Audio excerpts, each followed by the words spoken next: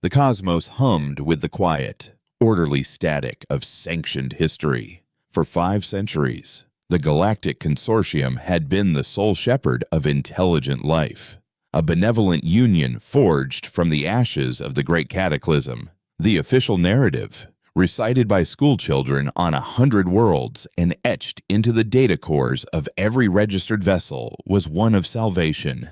The solar plague, a wave of stellar radiation of unknown origin, had swept through the galaxy's core, scouring homeworlds and forcing the scattered, fledgling civilizations of the era to unite or perish.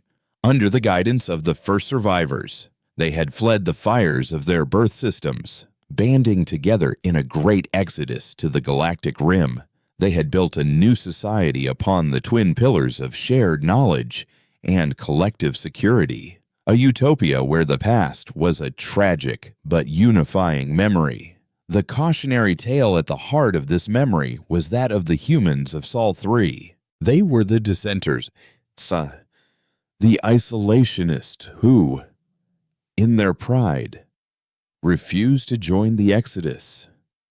They had chosen to face the plague alone, and for their hubris, their world had been rendered a silent, quarantined sphere of poison and glass, a memorial to the folly of disunity. This history was not just taught, it was the foundational truth, the binding agent for a peace that had lasted for generations.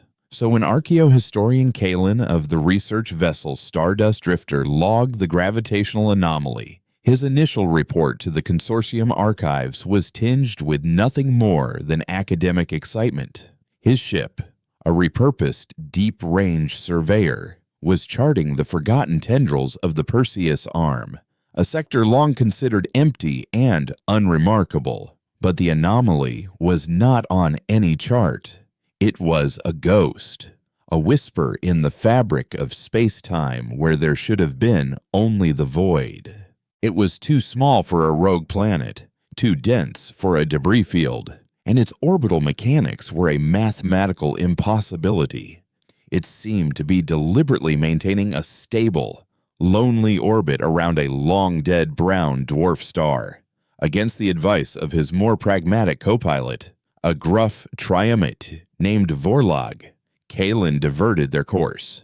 He was a Xylan, a species whose defining characteristic was an insatiable, almost pathological, need for clarity. The Xylan archives were the most complete in the Consortium, yet even they contained inconsistencies about the pre-cataclysm era, faint whispers of histories that did not align with the official record. Kalen had dedicated his life to resolving these paradoxes, a pursuit that most of his colleagues considered a quaint but useless obsession. As the Stardust Drifter approached, the anomaly resolved itself on their view screen, and the bridge crew fell into a stunned silence. It was not a rock. It was an object of impossible scale and design, a knotted, spindle-shaped structure that looked less like it was built and more like it was grown. Its surface was a mosaic of petrified, bark-like plating and vast, milky crystalline facets that drank the faint light of the distant stars. It resembled a colossal seed pod, ancient and dormant, adrift in an ocean of silence. By the first survivors, Vorlog breathed, his multifaceted eyes wide. What is it? Kalen couldn't answer. His own mind was racing, trying to categorize the impossible. The object absorbed all their active scans, its surface emitting no energy, no heat, no radiation. It was, for all intents and purposes, a piece of dead space. Yet it was clearly artificial. No natural process could create such intricate, deliberate geometry. Log it as a derelict of unknown origin. Kalen commanded, his voice tight with a thrill he hadn't felt since his academy days. Vorlog, take us in closer. I want high-resolution sweeps. Match our rotation to its... For 3 rotations, they studied it, their sensors painting a portrait of an enigma. They found no airlocks, No viewports, no communication arrays, no sign of propulsion. But they did find something else, a faint energy signature, so archaic it was barely detectable by their modern systems, pulsed from deep within the object's core. It was a resonance, a heartbeat so slow it took nearly an hour to complete a single cycle. It was life, or the echo of it. Kalen made the decision that would unravel an empire. "Prepare a survey team. We're going aboard," Vorlog protested, citing every article in the consortium's first contact protocol. But Kalen was resolute. This was not first contact. This was archaeology. The vessel, which he had privately named the Yggdrasil after a myth from the Forbidden Human archives, was clearly ancient, abandoned, a tomb adrift in the dark. Their breaching point was one of the crystalline facets, which proved to be more membrane than solid. A low-frequency sonic drill passed through it with unnerving ease, leaving a shimmering, self-healing entry point. Kalen, Vorlog, and 2 security officers floated through into a space that defied their understanding of naval architecture. The interior was a cavernous, cathedral-like chamber, ribbed with colossal, arching structures that resembled the petrified roots of a world tree. The air was cool, smelling of damp earth and ozone, and was miraculously breathable. Soft, bioluminescent moss pulsed with a gentle blue-green light along the walls, illuminating a network of winding pathways. It felt less like the inside of a ship and more like a sacred grove, a pocket of life preserved against the vacuum.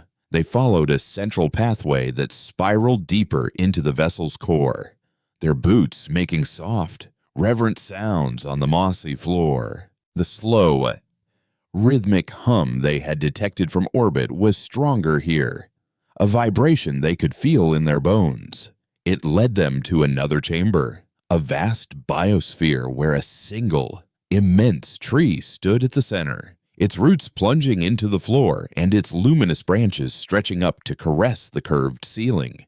Floating in the air around the tree, held in place by a gentle, invisible force, were countless shimmering globes of light, each containing a complex, swirling matrix of what looked like genetic code. Was an archive, a library of life. And at the base of the tree, nestled amongst its roots, was a crystalline cocoon, translucent and pulsing in time with the ship's heartbeat. Inside, bathed in soft golden light, a figure slept. It was humanoid, slender and pale, with hair the color of spun moonlight. It was a human. Kalen felt a tremor of disbelief run through him. This was impossible. The humans were extinct, their DNA records corrupted and lost to the fires of the solar plague. Yet here one was, perfectly preserved, as if she had fallen asleep only yesterday. As they drew closer, the light within the cocoon intensified. The rhythmic hum of the ship began to quicken, the vibrations growing stronger. The figure's eyes fluttered open. They were a startling, piercing shade of green, and they fixed on Kalen with an unnerving, ancient intelligence. The cocoon dissolved into a cascade of harmless light, and the woman, clad in a simple, form-fitting white garment, rose gracefully to her feet. She was not afraid. She simply observed them, her head tilted with a serene curiosity. "You are not of the Makers," she said, her voice a soft, melodic hum that was not spoken but seemed to resonate directly in their minds. The language was nothing Kalen had ever heard, yet he understood it perfectly. The long sleep is over. The celestial alignment has passed. It is time for the reseeding. Kalen, ever the academic, was the first to recover his composure. He deactivated his helmet's external speakers and spoke gently. "My name is Kalen. We are explorers from the Galactic Consortium. We mean you no harm." The woman, who would later introduce herself as Elara, the Ark's caretaker, showed no recognition of the name. To her, the galaxy was a blank slate. Her knowledge was vast but specific, contained entirely within the history and purpose of her vessel, the Seed Ark Yggdrasil. She explained that she was the last of a line of caretakers, bonded to the Ark. Her mission to carry the genetic memory of her people and of her world's entire biosphere to a new home. Her record spoke of a great betrayal, of a culling fire sent by those who coveted their world and feared their potential. Her ancestors had launched the Ark as a final, desperate act of preservation, a promise that humanity would not be erased. Kaylin listened, enthralled and horrified. Her story was a direct contradiction of 500 years of established history. The culling fire she spoke of with such sorrow sounded terrifyingly similar to the solar plague he had been taught about. He felt a cold knot of dread form in his stomach. He had to report this. The discovery of a living human and a functioning pre-cataclysm vessel was a monumental event that would reshape their understanding of the past. He sent a priority dispatch to the Consortium Council, a detailed and carefully worded report outlining the discovery of the biomechanical vessel and its lone, living occupant, classifying it as a historical find of unprecedented significance. He omitted Ilara's account of the culling fire, wisely sensing it was a truth the Council was not ready to hear. He expected a reply of controlled excitement, the dispatch of a scientific fleet, a summons to the capital world to be decorated for his discovery. The reply came within the hour. It was not from the archives or the science directorate. It was a single, encrypted directive from the office of High Counselor Valerius himself, the highest authority in the consortium. The directive contained only 2 words: sanitize immediately. Below the command was a new designation for Kaylin's discovery. It was no longer a historical find. It was now classified as a Level 1 bio threat, a potential carrier of the dormant solar plague. Attached was a secondary command, rerouting the sector's primary defense fleet, the 5th Pacification Armada, to his coordinates. Sanitization was a cold, clinical consortium term for total and utter annihilation. They weren't coming to study the Ark. They were coming to blast it, and the living human inside it, into subatomic particles. Kaylin stared at the directive, the crisp official text swimming before his eyes. The dread in his stomach turned to ice. They weren't afraid of a plague. A 500-year-old plague would be inert, a biological ghost. No, they were afraid of something else. They were afraid of the girl. They were afraid of the ship. They were afraid of the story she carried in her genes and in the memory banks of her living vessel. The solar plague wasn't a random cataclysm. The inconsistencies in the Xylan archives, the missing data from the era of the Exodus, the convenient tale of the proud, foolish humans, it was all a lie. A great, foundational lie that had held their civilization together for 5 centuries. The consortium hadn't been born from a desperate flight for survival.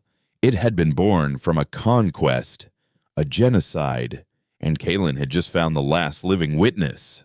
On the main view screen, a proximity alert began to chime. Vorlog's voice was grim. Kaylin, multiple warp signatures just dropped out of hyperspace. They're Imperial-class dreadnoughts. They're powering weapons. Kaylin looked from the approaching fleet, their weapon ports glowing like angry red eyes in the dark, back to the serene, questioning face of Elara on his internal monitor. She knew nothing of the consortium or its lies, only that her long sleep was over and her sacred mission was about to begin. He had a choice. He could obey the orders of the civilization he had served his entire life, consigning this living miracle and the truth she represented to oblivion, or he could betray everything he had ever known to protect a history that had been buried in fire and deceit. The first volley of plasma torpedoes from the lead dreadnought screamed across the void, not toward the Stardust Drifter, but toward the ancient, silent Ark. "Vorlog," Kalen said, his voice quiet but firm, filled with the weight of a decision that would not only seal his fate, but crack the very foundation of the galaxy. "Get us between them and the Ark. Now." Vorlog roared in protest, his powerful, triumphant hands gripping the console as if he could physically halt the ship's insane trajectory. "Kalen, have you lost your mind? We're a survey vessel. Our hull is rated for micrometeoroids, not plasma warheads." But Kalen's order stood, his gaze fixed on the view screen where the volley of incandescent torpedoes closed the distance with terrifying speed.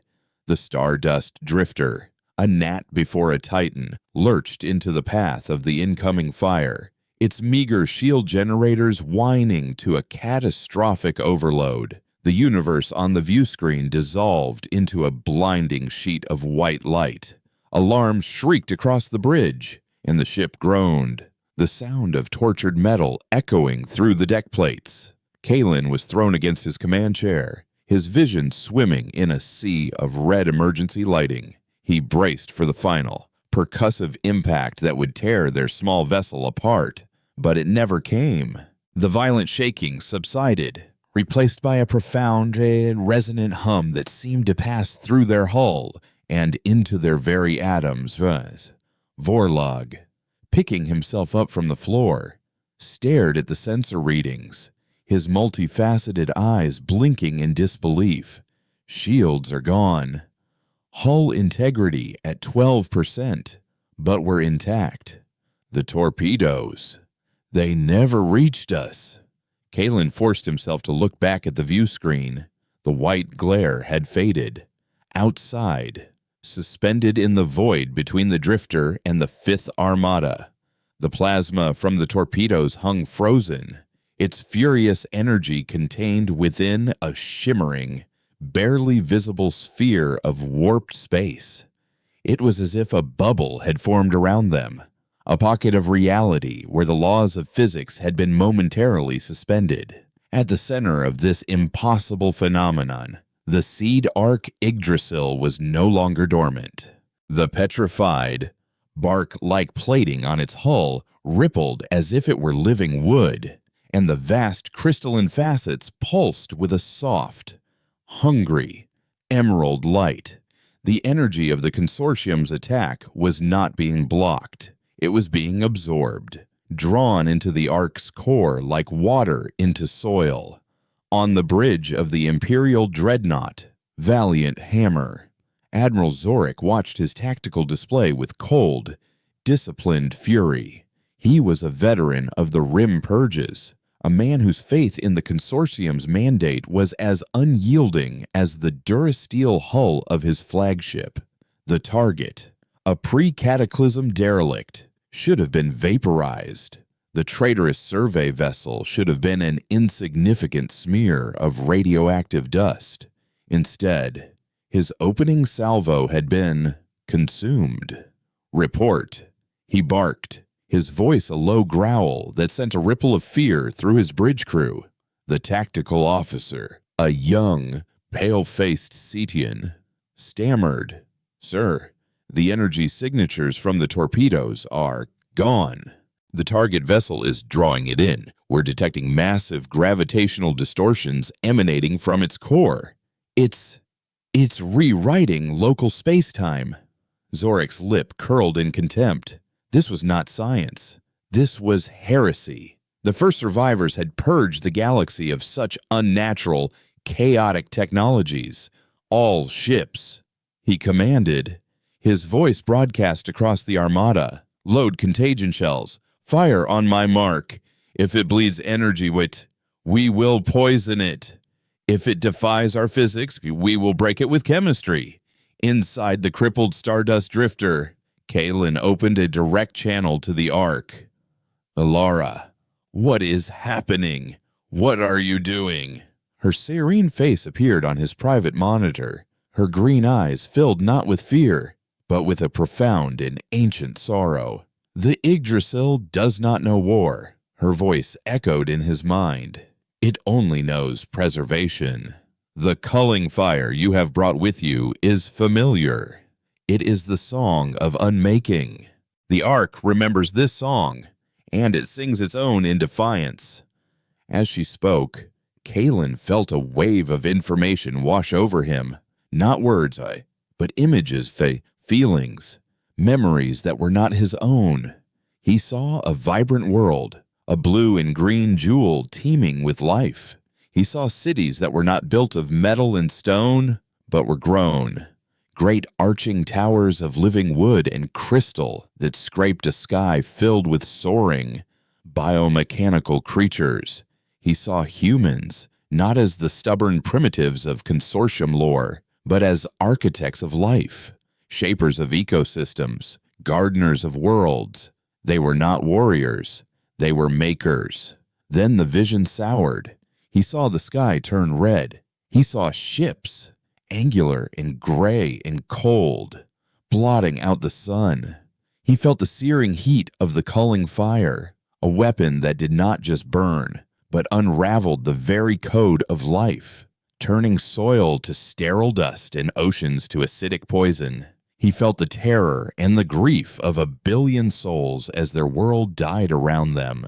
And he saw the launch of the Arks, 9 of them, great seeds of life cast into the void, a final desperate prayer that some part of their garden would survive the flame.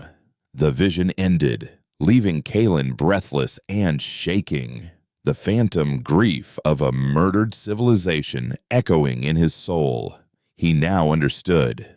The consortium hadn't just covered up a genocide, they had stolen a legacy, building their sterile, orderly empire on the ashes of a far greater, more vibrant culture. The second volley from the Armada was different. It wasn't energy, but a swarm of physical projectiles, contagion shells designed to breach a hull and release military-grade corrosive agents and gene phages. But as the shells approached the Ark, the space around the ancient vessel shimmered again. The gravitational field intensified, and the shell's trajectories began to bend. They were not repelled, but drawn in, with their paths curving into a graceful, deadly orbit around the Ark. Within seconds, the 5th Pacification Armada found itself trapped in a cage of its own making, surrounded by a swirling vortex of its own deadliest weapons. Admiral Zorik watched in mute horror as 2 of his own frigates, straying too close to the gravitational anomaly, were shredded by the very contagion shells they had launched moments before. Break formation, all ships. Reverse thrusters, he roared, but it was too late. The Ark's influence was growing, its gravitational song becoming a symphony that was pulling his fleet apart. On the Drifter, Vorlog had seen enough. The pragmatic pilot had spent his life adhering to the clear, logical rules of the consortium, but the sanitized order for a priceless historical artifact, the unprovoked attack, and the Ark's impossible, beautiful defense had shattered his worldview. They're trying to kill a ghost story, he muttered, his voice a low rumble of newfound conviction. He looked at Kalen, not with anger, but with a grim understanding. What are your orders, Yabayashid? Arofsin, before Kalen could answer, Alara's voice filled their minds once more. The Unmakers are trapped in their own echo, but the Yggdrasil cannot hold them forever. Its purpose is to seed, not to contain. We must leave this place. Leave how? Kalen asked, looking at the chaos outside. We are surrounded, and our hyperdrive is a molten slag. We will not travel through the folds of space, she explained. We will travel along the roots. The great tree at the heart of the Ark began to glow, its light so intense it was visible even from the Drifter's damaged view screen. The entire vessel, the colossal Yggdrasil, began to contract. The petrified bark buckled and folded, the crystalline facets turning inward. It was not breaking apart, it was transforming, collapsing in on itself like a dying star. A tendril of green, luminous energy like a vine of pure light snaked out from the shrinking ark and wrapped gently around the hull of the Stardust Drifter. Kalen felt a lurch, not of acceleration, but of fundamental dislocation, as if his ship had been plucked from the fabric of the universe. Admiral Zorik could only watch, his fleet paralyzed by the gravitational tides, as the enemy vessel folded itself into an impossibly dense point of light. For a moment, there was a pinprick of pure, green energy where the Ark had been, and then, with a silent flash that overloaded every sensor in his armada, it was gone. The gravitational field vanished with it. The orbiting contagion shells, released from their forced trajectory, continued onward in straight lines, slamming into Zorik's own ships. Explosions blossomed across the fleet, the consortium's own weapons finishing the job the Ark had started. The Fifth Pacification Armada was shattered, defeated not by an enemy, but by a memory. The journey along the routes was disorienting. There were no stars, no sense of motion, only a rushing river of green and gold light. It felt like moments, but when the Stardust Drifter was gently released back into normal space, the ship's chronometer showed that 3 days had passed. They were in a different sector of the galaxy, a nebula of swirling crimson and violet dust uncharted by any consortium map. The Yggdrasil floated before them, fully reformed, its ancient form serene and undamaged. Kalen and his crew Vorlag and the 2 security officers who had survived were no longer explorers. They were fugitives, traitors, heretics. Their names would be scrubbed from the Xylan archives, their families questioned, their lives declared forfeit. They had nothing to go back to. All they had was the crippled ship beneath their feet and the impossible truth floating before their eyes. Kalen stood on the bridge, staring out at the beautiful, unfamiliar nebula. He had spent his life seeking clarity, searching for the missing pieces of a historical puzzle. Now he had found the cornerstone, and he realized the puzzle was not a history of his people, but the epitaph of another's. Alara's image shimmered into existence beside him, her form no longer confined to a monitor. She was a projection, a ghost of light standing on his bridge, her green eyes looking out at the new stars with his. The culling fire was meant to be an ending, she said softly, her thoughts weaving a tapestry of sorrow and resolve in his mind. The consortium you speak of built a great silence and called it peace, but my people believed that no garden, once planted, is ever truly lost. Its seeds sleep in the dark, waiting for the light. This vessel is but one of 9. The others sleep as well, scattered across the galaxy, each holding a piece of our world, a fragment of our truth. The Ark's mission is not finished. It must find its sisters. It must gather the lost seeds before the silence smothers them forever. Kalen looked at the star chart on his main display.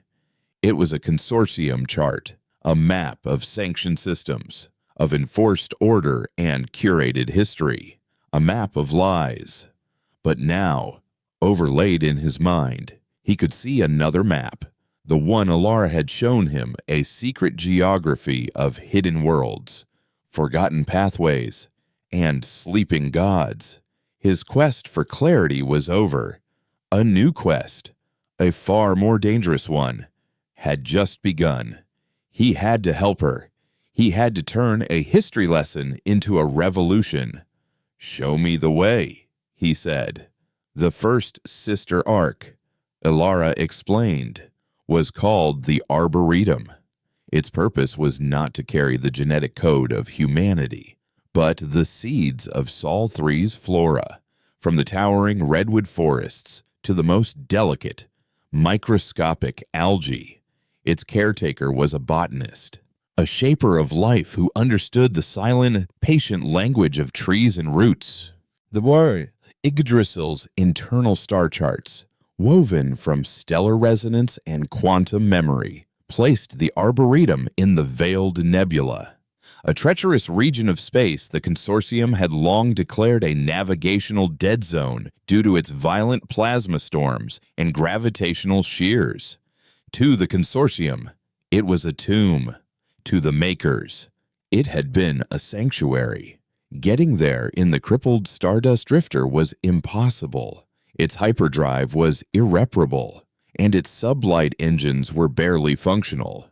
They were marooned, fugitives with a sacred mission and no means to pursue it.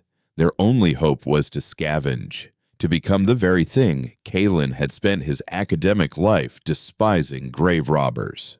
Vorlog, with his gruff practicality and surprisingly deep knowledge of the galactic underworld, took charge. He had run cargo through the Outer Rim before his conscription. He knew that even in the deepest void, there was always commerce. Using the Drifter's last functional long-range comms buoy, he sent out a carefully encrypted, anonymous signal not to consortium channels, but to the Shadow Net, the hidden communication network of smugglers, pirates, and dissidents. He offered a simple trade: the precise coordinates and sensor logs of a freshly mauled consortium pacification armada in exchange for a functioning hyperdrive core and a sensor cloaking package. It was a risky gambit. Broadcasting the location of a disabled fleet was a death sentence if traced back to them, but it was also an irresistible prize for any scavenger crew worth their salt. Within a cycle, they had a reply. It came from a notorious free trader who went by the call sign Rook. The message was short and laced with cynical amusement. A history lesson for a hyperdrive. Sounds like a bad deal, but I do hate the consortium. Meet me at the skeletal remains of Xanthos. Come alone, or my deal becomes a dissection. Xanthos was a dead moon, orbiting a collapsed star, known throughout the sector as a neutral ground for the galaxy's less reputable elements. Its surface was a graveyard of ancient, colossal skeletons, the fossilized remains of a spacefaring Leviathan species that had died out eons ago. Landing the Drifter among the bone-white arches and ribs of a creature the size of a city was a surreal experience. Kalen, accompanied by Vorlog, left the two security officers to guard their ship and Alara, who remained in her meditative trance aboard the Yggdrasil. Rook's ship was a monstrosity, a heavily modified freighter that looked like it had been bolted together from the wrecks of a dozen different vessels. Its owner was no less intimidating. Rook was a Scialer, a species of insectoid traders known for their chitinous armor, multiple limbs, and a ruthlessly pragmatic approach to business. He towered over Kalen, his multifaceted eyes clicking as he appraised them. The academic and the grunt, Rook hissed, his translator emitting a dry, rasping sound. An unlikely pair of traders. You have my payment. Kalen transferred the data chip. Rook slotted it into a console on his wrist, and his posture shifted slightly, a subtle sign of avarice and satisfaction. The Fifth Armada, broken and bleeding. This is good data, very valuable. He gestured with a scythe-like limb toward a massive, cylindrical object suspended in a containment field. Your hyperdrive core, and a Veil-class cloaking device scavenged from a consortium Black Ops frigate. It will make you a ghost. Now, tell me, why does a historian want to become a ghost? Kalen hesitated, but Vorlog stepped forward. We have our reasons. The consortium has its secrets. We're just looking for a little privacy. Rook let out a series of sharp clicks that Kalen recognized as a laugh. Secrets are the only currency that matters, and the secret of the Fifth's destruction is a big one. The official story being broadcast is that they were lost in a stellar flare, a convenient lie. He leaned closer, his alien face inches from Kalen's. You didn't just find a wreck, you made one. Something out there scares the High Council enough to lie to their own people. That makes you interesting. And interesting can be profitable. The exchange was completed without further incident.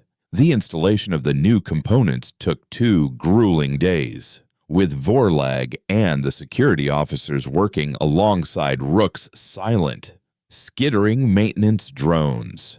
During that time, Kalen felt a growing unease. Rook was too curious, say. His questions too pointed.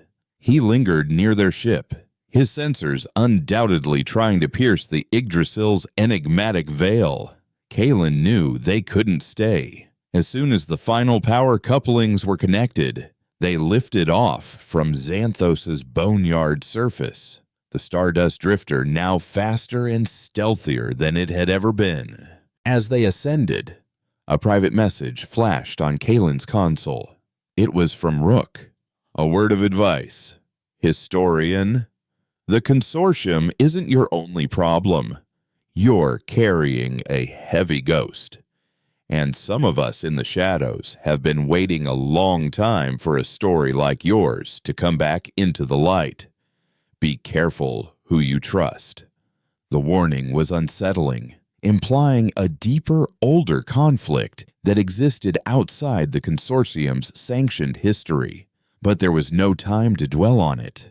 They engaged the new hyperdrive, and the bone-white landscape of Xanthos vanished, replaced by the swirling, ethereal tunnel of hyperspace. Their destination, the Veiled Nebula. Navigating the nebula was a nightmare, even with the Yggdrasil providing navigational guidance through Alara. The plasma storms raged around them, and the gravitational shears threatened to tear the drifter's patchwork hull to pieces. The Veil-class cloak kept them hidden from any potential consortium patrols, but it did nothing to protect them from the raw, untamed violence of the cosmos. It was during a particularly violent shear that one of their security officers, a young Xylan named Lyra, was badly injured when a power conduit ruptured, flooding her station with superheated plasma. Her environmental suit was compromised. The burns were severe. Their med kit was basic, not equipped to handle such trauma. They needed a real medical facility, but docking at any civilized port was out of the question. It was Alara who offered a solution. The Arboretum can heal her, she projected into Kalen's mind. Its caretaker is a mender of flesh as well as flora. The Ark is not just a library of seeds, it is a cradle of life. Following the Yggdrasil's guidance, they found the sister Ark hidden in the eye of a perpetual plasma storm, orbiting a planet that was a single, globe-spanning jungle. The Arboretum was different from the Yggdrasil, where the seed vault was a knotted spindle. This Ark was a graceful, branching structure, like a colossal, petrified coral reef. It pulsed with a gentle amber light, a warm and welcoming beacon in the heart of the storm. They docked, extending their boarding ramp to one of the Ark's beckoning, branch-like appendages. The interior was a stunning contrast to the Yggdrasil's sacred, silent groves. It was a riot of life, a humid, vibrant jungle of alien flora. Luminous fungi lit their path, and great, bell-shaped flowers chimed with soft, melodic notes as they passed. The air was thick with the scent of pollen and damp earth. At the center of the Ark, in a sun-dappled clearing, they found the caretaker. He was a human, but vastly different from Alara, where she was pale and ethereal. He was stocky and weathered, his skin the color of rich soil, his long, dark hair woven with living vines. He introduced himself as Caden, and his mental voice was not a serene hum, but a warm, deep rumble like the shifting of ancient stones. He knelt beside the injured Lyra, his hands glowing with a soft, golden light. As he touched her, the scorched parts of her suit peeled away, and the raw, burned flesh beneath began to stitch itself back together, leaving smooth, unblemished skin in its wake. The healing was miraculous, a biological process accelerated beyond any known science. While Caden tended to Lyra, Kaelin explained their story, the discovery of the Yggdrasil, the Consortium's attack, and their quest to find the other Arks. Caden listened patiently, his ancient eyes filled with a deep, weary sadness.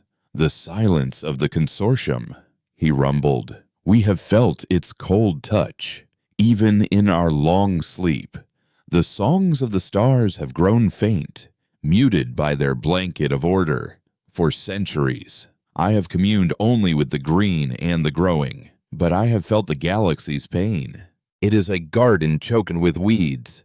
He explained that his Ark, the Arboretum, was ready for the reseeding. He had preserved the lifeblood of their world's flora, the silent, powerful engines of life that could turn barren rock into a paradise. But his knowledge was incomplete. The Arks were designed to work in unison. The Yggdrasil held the map and the memory. The Arboretum held the seeds of the land. But they needed the others. They needed the Ark of the Fauna, the Menagerie, which held the genetic blueprints of Sol 3's animal life. And they needed the Ark of the Waters, the Sanctuary, which held the life of their oceans. Their reunion, however, was cut short. A proximity alert blared from the Stardust Drifter. Vorlog's panicked voice echoed from Kaelin's comlink. "Kaelin, we've got company. A single ship just dropped out of hyperspace at the edge of the storm. It's not Consortium. Its energy signature is ancient." Kaelin and Caden rushed back to the docking bay. On the Drifter's view screen, a new vessel hung in the void. It was a sleek, predatory ship, its hull the color of obsidian and etched with glowing red circuitry that pulsed like a malevolent heartbeat. It was a design Kaelin had never seen, but it felt old, radiating an aura of cold, patient menace. Alara's projection appeared on the bridge, her usual serenity gone, replaced by a stark, chilling fear. "The hunters," she whispered, her mental voice a tremor of pure dread. "They have awoken. The Unmakers did not just burn our world. They hired wolves to hunt the survivors." A transmission request opened, not a standard communication, but a direct, invasive psychic probe that bypassed their systems entirely. A voice, cold and sharp as surgical steel, echoed in all their minds, a chilling counterpoint to the gentle resonance of the caretakers. "The scent of the Makers is faint, but unmistakable, a memory blooming in the dark. We are the Janissaries of the Silent Order. By the First Covenant, your aberrant legacy is forfeit. Surrender the Arks, and your extinction will be swift." Kaelin stared at the obsidian ship, Rook's warning echoing in his ears. "You're carrying a heavy ghost. Be careful who you trust."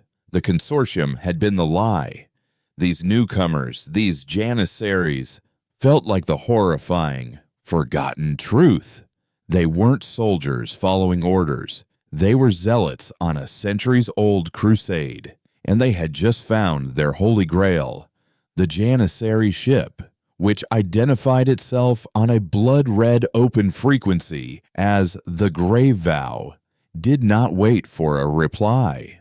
A lance of pure, void-black energy, a weapon that seemed to fire darkness rather than light, erupted from its prow. It wasn't aimed at the Drifter or the Arboretum, but at the swirling, chaotic plasma of the nebula itself. The effect was instantaneous and horrifying. The plasma storm, which had been a shield, became a cage. The black energy acted as a catalyst, stabilizing the chaotic plasma streams, forcing them into a rigid, crystalline lattice that surrounded the two Arks and their small escort. They were trapped inside a crackling, high-energy prison hundreds of thousands of kilometers wide. Vorlog slammed his fist on the console. "Our hyperdrive is useless. We can't punch through that. It's like trying to fly through a solid star."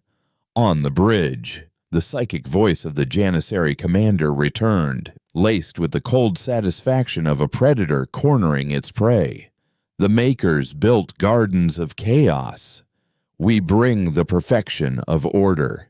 The choice is simple. Deliver the caretakers and their vessels to us, or we will collapse this cage upon you. Your end will be a star, brief and bright." Kalen's mind reeled. This was a level of technological and ideological fanaticism he couldn't comprehend. Who were these Janissaries? What was the Silent Order, or the First Covenant? They spoke as if this conflict was a continuation of a war that had never ended, a war the Consortium itself seemed to have forgotten or deliberately buried. Alara's and Caden's projections stood side by side on the bridge, their unified presence a small beacon of calm in the rising panic. "They are the echoes of the culling fire," Caden rumbled, his thoughts heavy with ancient grief. The Unmakers were not of a single race. They were a coalition of species who believed in a galaxy of sterile perfection, a universe cleansed of the unpredictable nature of organic evolution. They feared our ability to shape life, to accelerate it, to create. "The Janissaries were their chosen disciples," Alara continued, her voice sharp with a remembered pain. "Zealots, taken from species the Unmakers had already conquered and remade. They were conditioned to hunt and purge any trace of Maker technology. They are not conquerors, they are cosmic sanitizers, sworn to uphold the silence." A chilling realization dawned on Kalen. The Consortium, with its obsession with order and its lie about the solar plague, was not a separate entity. It was the inheritor of the Unmakers' ideology, a watered-down, bureaucratic version of the same fanatical belief. They had simply traded the sword of the zealot for the pen of the historian, erasing humanity with words and archives instead of black energy lances. But now, the old guard had returned. While the Janissaries held their position, confident in their trap, Kalen, Vorlog, and the two caretakers convened a desperate council of war. Their weapons were useless, their ship was outmatched, and their prison was shrinking. The crystalline plasma lattice was slowly, inexorably contracting. It was Caden, the caretaker of the Arboretum, who offered a sliver of hope, a strategy born not of war, but of gardening. "We cannot break the cage," he explained, his thoughts forming images of roots breaking through solid rock. "But we may be able to grow through it. The Arboretum is not a warship. It is a world shaper. Its core contains the energy to terraform a planet. If we channel that energy, we might be able to create a root." A root, he clarified, was a stable, contained wormhole, a pathway through space-time like the one the Yggdrasil used to travel. But this would be different. Creating one required an immense, almost catastrophic, expenditure of energy. It would drain the Arboretum's core, leaving it dormant and inert, a lifeless husk for centuries to come. It was a sacrifice to worse. The process was not instantaneous. It would take time to channel the terraforming energies, time they didn't have. They needed a diversion, something to draw the Janissaries' fire and attention. That's when Lara, the young security officer Caden had healed, spoke up. She was a gifted systems analyst, and since her recovery, she had been studying the data from the Arboretum's core with a rapt fascination. "The energy signature of the terraforming core," she said, her voice steady despite the circumstances. "It's based on a harmonic resonance cascade. If we can isolate the primary frequency, we might be able to broadcast it. Like the Janissaries think the Ark is self-destructing. They're here to capture the Arks, not destroy them.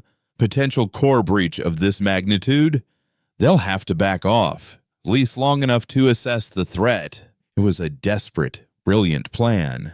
And while Lyra and the other officer worked feverishly to isolate and mimic the core's energy signature, Vorlog prepared the Stardust Drifter. Their role was simple and suicidal. They would be the bait.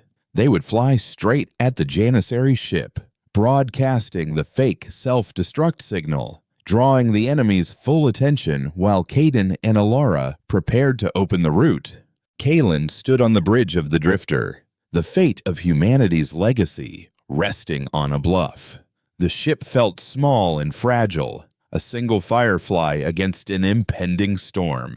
He looked at Vorlog, whose usual gruff demeanor was replaced by a look of grim resolve. "Just like old times in the Rim," the Triamite grunted, "flying a rust bucket into the teeth of something that wants to eat you." As they launched, leaving the shelter of the Arks, the effect was immediate. The grave vow registered their approach and the surging, unstable energy readings. Its psychic voice returned, this time laced with a sliver of alarm. "Fools! Do you think we will allow you to erase this prize? The legacy of the Makers will be preserved for judgment, not squandered in a final act of defiance." The Janissary ship turned its main weapon on them, but it did not fire. The bluff was working. They were hesitating, unwilling to risk destroying the Ark they so desperately wanted to capture. The Drifter pushed its engines to the breaking point, racing across the void. On his tactical display, Kalen saw the energy levels around the Arboretum surging, a massive spike of green, life-giving power being focused into a single point. But the Janissaries were not fooled. A squadron of smaller, fighter-class ships, like shards of obsidian, detached from the grave vow's hull and screamed towards them. They were sleek, biomechanical drones, firing bolts of disruptive energy that bypassed their shields and directly attacked their ship's systems. Power fluctuated, consoles sparked and died. The ship shuddered under the relentless assault. "They're trying to disable us, not destroy us," Vorlog yelled over the alarms. "They're going to board." Kalen watched the fighters close in, his heart pounding. The plan was falling apart. They had bought time, but not enough. Just as the lead fighter was about to latch onto their hull, a new light filled the void. It came from the Yggdrasil. Alara's Ark, which had been silent and watchful, now blazed with an emerald fire. But it wasn't a weapon. From its crystalline facets, a wave of information pulsed outwards, a dense, complex stream of pure data aimed at the Janissary drones. It was a logic bomb, a philosophical virus. Kalen, through his link with Alara, could feel the content of the broadcast. It wasn't attack code, it was questions. What is the purpose of order without life? What is the value of silence if there is no one left to hear it? If you erase all that is different, what will you become? The biomechanical minds of the Janissary drones, built on rigid, unyielding logic, faltered. The questions were paradoxes they could not resolve. Their formations broke. Some of the fighters simply shut down, tumbling lifelessly in space. Others turned on each other, their targeting systems corrupted by philosophical doubt. It was a defense so alien, so unexpected, that it left Kalen breathless. The Makers did not fight with plasma and warheads. They fought with ideas. The momentary chaos was the opening they needed. Behind them, the energy at the heart of the Arboretum reached its peak. A point of brilliant, impossibly green light appeared, and then tore open. It was not a violent explosion, but a gentle unfolding, like a flower blooming in fast motion. The root was open. "Go!" Caden's voice boomed in their minds. "The Arboretum is spent. Go now!" Vorleg wrenched the controls, turning the battered drifter away from the confused Janissary fleet and diving towards the shimmering green portal. The Yggdrasil moved with them, its purpose now to guide and protect. As they plunged into the swirling vortex of the root, Kalen took one last look back. He saw the Arboretum, its amber light extinguished, now a dull, lifeless gray. He saw the Grave Vow, recovering from the logic bomb, firing its black lance in fury. But the shot was too late. The root collapsed behind them, sealing the way. They had escaped, but the cost was heavy. One of the 9 Arks was now just a hollow shell, its life force sacrificed for their survival. They had saved the seeds, but lost the garden, and Kalen knew, with a certainty that chilled him to the bone, that the Janissaries would not be deterred. They had seen 2 Arks. They now knew the legends were true. The hunt had just begun.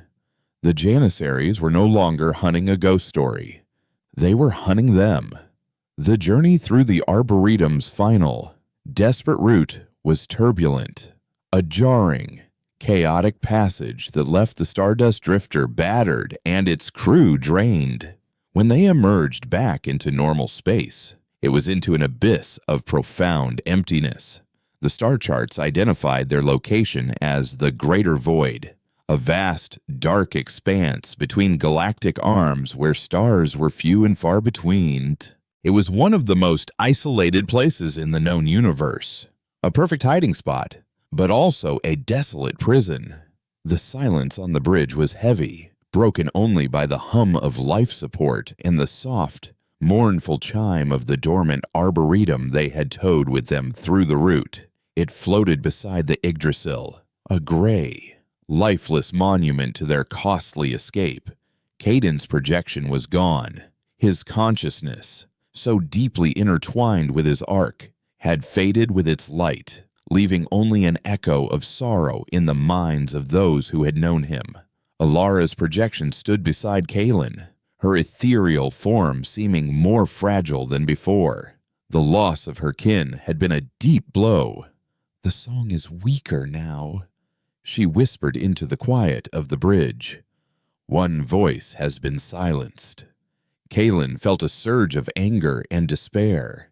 They were fugitives, hunted by 2 powerful, ideologically opposed factions. They had the seeds of a new beginning, but no soil in which to plant them. They were adrift, with dwindling supplies and a lifeless Ark in tow. The mission felt not just impossible, but meaningless. Vorlog, ever the pragmatist, voiced the grim reality. "We can't stay here. Our life support is finite, and there's nothing to scavenge in this wasteland. The Janissaries will be hunting us, and the Consortium will have every patrol on high alert. We're out of options. Kalen." It was in this moment of utter hopelessness that a new voice entered the conversation. It was not a psychic projection, but a crackle of audio over their comms. A voice they had not expected to hear again. "Running out of options is when things get interesting." Historian. It was Rook, his monstrous freighter, the Jackdaw, dropped out of hyperspace a respectful distance away, its patchwork hull looking almost comforting in the oppressive emptiness. "I told you that your ghost was heavy," Rook's voice rasped. "You're making a lot of noise for a dead man." "I intercepted a Priority 1 Consortium communique. High Counselor Valerius has declared you enemies of Concord, branded you as terrorists carrying a bio-weaponized historical plague. There's a bounty on your head big enough to buy a moon." "How did you find us?" Kalen demanded, suspicion warring with a desperate sense of relief. "The route you took wasn't clean," Rook explained. It left a quantum resonance trail, a faint whisper that a good scavenger can track. The Janissaries are probably tracking it too, but I have better toys. He paused. And a better motivation. I'm not here for the bounty. Kalen, I'm here for the story. Rook's arrival was a turning point. He was not an ally in their sacred quest, but a cynical opportunist who saw the potential for galactic upheaval and profit. He had access to the ShadowNet, to hidden ports and black markets, to resources they desperately needed. He proposed a deal. He would help them navigate the underworld, repair their ship, and find a safe harbor, a place to lie low and plan their next move. In exchange, he wanted exclusive rights to their story. He wanted to be the one to control the narrative, to leak the truth of the Consortium's lies and the Janissaries' crusade to the disillusioned masses of the galaxy. An empire isn't held together by fleets, the Scialer hissed, his philosophy as sharp as his claws. It's held together by a story, and you, my dear historian, have found a story that can burn their empire to the ground. With Rook's guidance, they limped to a hidden asteroid base known as the Shard, a hollowed-out rogue planetoid that served as a hub for the galaxy's disenfranchised. Here, amid smugglers, rogue scientists, and political exiles, they found a tentative sanctuary. While Vorlog and Rook's crew worked to repair the drifter and integrate salvage systems into its frame, Kalen and Alara worked on their new strategy. They could no longer simply run. They had to fight back, not with weapons, but with the one thing the Makers valued above all else: knowledge. Their target was the Xylan Archives, the most comprehensive repository of data in the Consortium, and Kalen's former home. He knew its systems, its firewalls, and its deepest, most classified secrets. He knew that the original, unredacted data from the pre-Cataclysm era, the inconsistencies he had spent his life studying, were not destroyed, but buried under layers of quantum encryption in a data vault known as the Core of Silence. If they could access that core, they could retrieve the Consortium's own records of the culling fire, the proof of their foundational lie, signed and sealed by the first survivors themselves. It was a plan that bordered on insanity, a direct assault on the heart of the Consortium's intellectual and political power. But with Rook's help, they formulated a plan. The Siler used his network to create a series of diversions, phantom fleet movements, and pirate raids across the sector, drawing Consortium security forces away from the Xylan homeworld. Meanwhile, Lyra, the brilliant young officer, worked with Alara to devise a viral code, a logic key, based on the same philosophical paradoxes that had disabled the Janissary fighters. It was not designed to break the archive's encryption, but to persuade its AI warden to open the doors willingly by presenting it with an unresolvable contradiction in its own directives to preserve all knowledge versus upholding the Consortium's redacted history. The final stage of the plan required Kalen himself to go in person, using his old biosignatures to get past the primary security checkpoints. He and a small team, including Vorlog, would infiltrate the archives aboard a cloaked shuttle provided by Rook. The mission was a tense, nerve-wracking infiltration into the heart of the Lion's Den.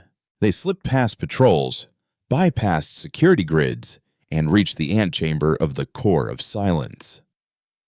There, they were confronted by the archive's warden, a towering, holographic AI construct of pure, white light. The logic key was deployed. The AI warden faltered, its holographic form flickering as it wrestled with its conflicting directives.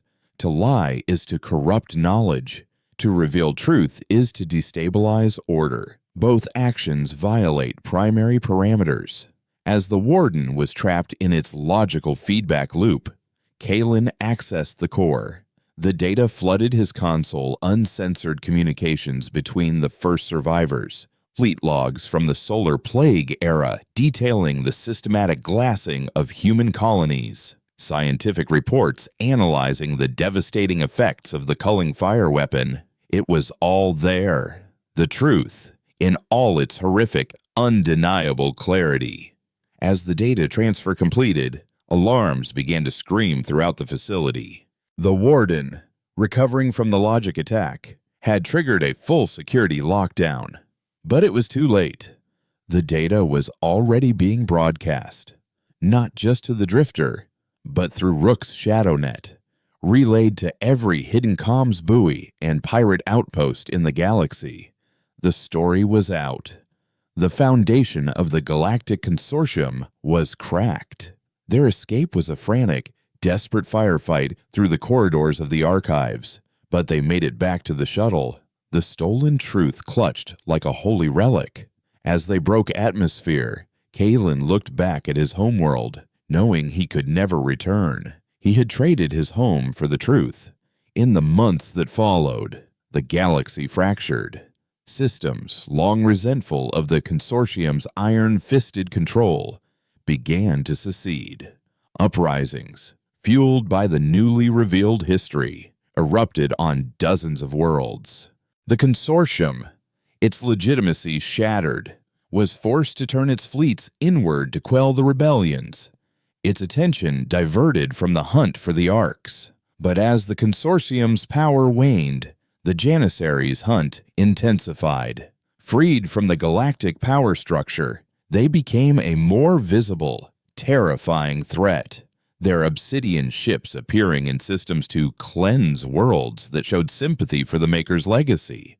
The conflict had evolved. It was no longer a chase, but a galactic civil war, a three-way struggle between a dying empire, a fanatical order, and a growing rebellion sparked by a single, resurrected truth. The final scene found Kalen, Vorlog, Ilara, and their small, growing fleet of rebels and dissidents gathered in the Shard. They had not yet found the other Arks, but their mission had changed. It was no longer just about preserving humanity's past. It was about building a new future for everyone. They were no longer just running. They were leading. On the main view screen, a map of the galaxy was lit up with the fires of rebellion and the cold. Red warnings of Janissary incursions. In the center of it all was the Yggdrasil, its emerald light a symbol of hope. Kalen looked at the faces around him, the grizzled Triamite pilot, the serene human caretaker, the cynical insectoid trader, the loyal Xylan officers. They were an impossible, unlikely family, bound by a shared, forbidden history. The Consortium taught that humanity died because they stood alone, Kalen said, his voice echoing in the quiet command center. They were wrong. Humanity was destroyed because they represented a future the old powers were afraid of, a future of diversity, of creation, of life that refused to be controlled.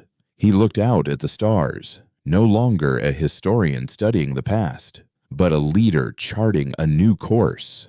The reseeding was not just about planting trees on a new world. It was about planting an idea in the heart of a galaxy. Our mission isn't to restore a lost garden, he declared, his voice filled with a conviction he had never known. It's to grow a new one. Here, now, for everyone. The long sleep was over. The silence was broken. And in the heart of the cosmos, a new story was finally beginning to grow.